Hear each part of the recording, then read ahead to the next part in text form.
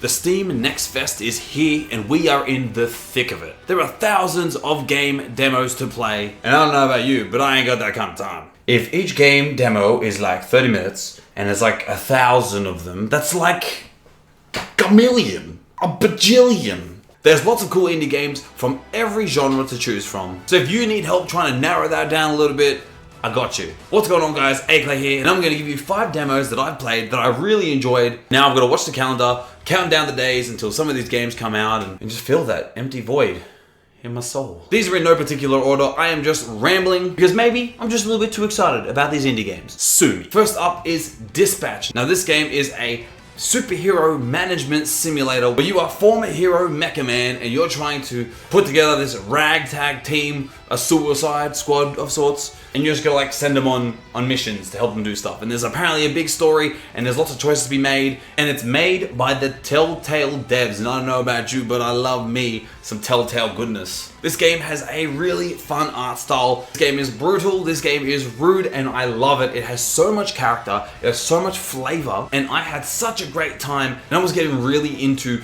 managing all the different heroes, and they have all these different stats like charisma and mobility, and you get all these alerts. So it's like, oh, save my cat from a tree, but just don't scare the kid. So you can't send like big super hulking man because you'll scare the kid. Or it's like, chase this robber, but don't kill him. But you can't send the assassin because she'll chase him and she'll kill him. Every character has stats and they all level up and they rank up, and there's cool dialogue between everybody, and it's actually funny because they just all take the piss out of the main guy. I get a lot of Invincible vibes from this game, and I am all for it. You'll actually probably notice some of the voices in this game, like Charizard, Moist Critical, Laura Bailey, etc, etc. This is probably the one I'm the most excited about, and luckily for me, it comes out next week. So I don't have to wait that long because I'm impatient. Next on the list is Shadow of the Road. This is basically a samurai tactics game, and if you know me, that is 2 of my favorite things. It's sort of like Neo meets XCOM. They do dive a little bit into like the fantasy and yokai and devils side of things, but the combat system feels good. It doesn't feel clunky. It seems like the combat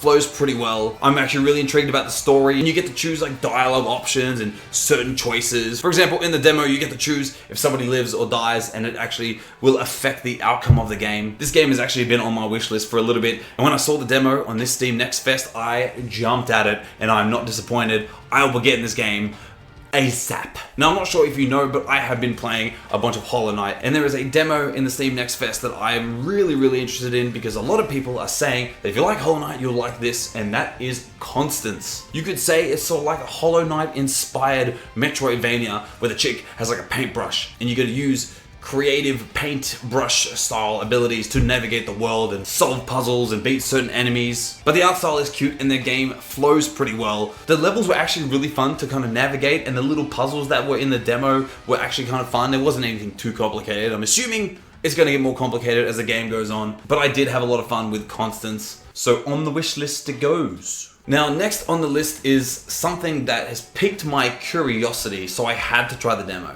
And I used to play a lot of MOBAs like League of Legends and Smite and Pokemon Unite and even Dragon Ball Genshin Squadron. So I had to try Team Fight Manager 2. It's basically like a MOBA management sim. You're like a new coach of an esports team. It's basically like a League of Legends map, and you have to micromanage your players, help them with pick and ban phases in competition, micromanage the actual team. But the gameplay is sort of like, once you get past the management side of things, it's sort of like an auto battler, and you know what? I don't hate it. I played a lot of TFT and auto chess. I don't hate it. And as I was playing the demo, I sat there watching it and I thought, should I install League again? And ironically, I already have it installed because I play Teamfight Tactics, so you know, there's that. But yeah, Teamfight Manager 2, I'm sort of into it. It seems like a fun little game that I can use to kill maybe 10-20 minutes at a time. Not something I can play on hours on end, but it does still really interest me, and I'd like to see how deep the mechanics go. There's some potential there, for sure. But lucky last, the number 5 is one that I saw circulating on Twitter. Final Sentence. It's basically a battle royale game where you wake up in front of a typewriter, and this guy is standing in front of you. He's like, "Oi, type the stuff." And you're like, "Oh God, please." And you basically type the stuff. And if you make 3 mistakes, he puts a bullet into that revolver, he makes the bad boy spin, points it, Russian roulette. And every time you get 3 mistakes, another bullet goes in. And you just gotta type. You gotta type fast, and you just gotta not fuck up, and let me tell you, that's hard for me because I'm poo at it. And I found this game really unique because I sort of like enjoyed it. There was that like time crunch, there was that pressure to type the words properly and not make mistakes because this guy's literally standing there looking at you. He's got a mask on and stuff. He's all mysterious. I think it's a real fun spin on the BR genre. Not something I would spend hours upon hours playing, but once again, it seems like a fun little game. Like maybe you jump online and you get like a lobby of 10 people. It doesn't actually matter how big the lobby is. You just gotta go. You just gotta do your thing and get in the zone. And if you're the first one to make it to the end, you survive. That's it. Everyone else doesn't, and you do. So that's Grim. But it looks like you have the ability to make like lobbies. So this could be like a fun little party game.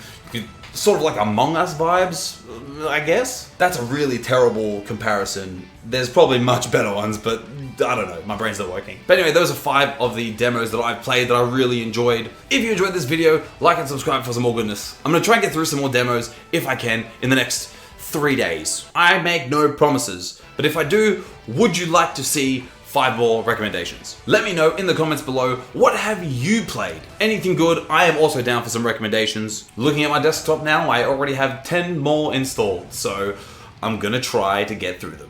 Anyway, if you enjoyed this video and you want to see some more, check out this one right here. I don't know what it is, but YouTube thinks you'll like it, and I do too, because YouTube's smarter than I am by like a lot. So just do it, listen to it. Just do it.